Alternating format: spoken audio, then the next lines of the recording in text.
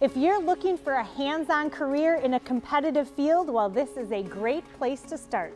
We wanted to create an environment where the younger generation, the kids, could come in and see just how high-tech being a service technician in the automotive industry is today. We want to gravitate some of the kids that maybe wouldn't normally fit the trend of a auto technician.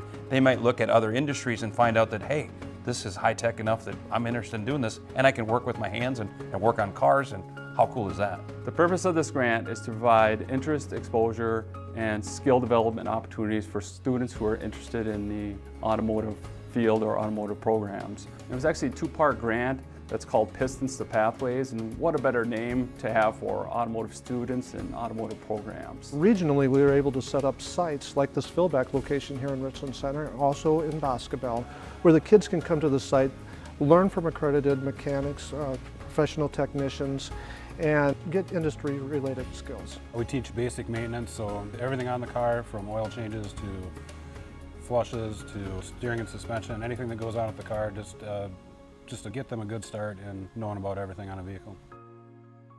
Now, Uriah is a senior at Ithaca High School. Why did you decide to join this program? I just have an interest in auto mechanics, I guess, and I've done it since I was a little kid. You know, I can truly see the commitment from the kids because they really, they enjoy coming to class. They don't miss class, you know, and that's something at the high school level is sometimes hard to get kids to do. So we really are excited about that. Well, enough chit-chat about the program. I've got some work to do on this Explorer, so I've got my belt and some oil. From the Fillback family of dealerships, I'm Emmy Fink, and you're Buzzed Into Madison.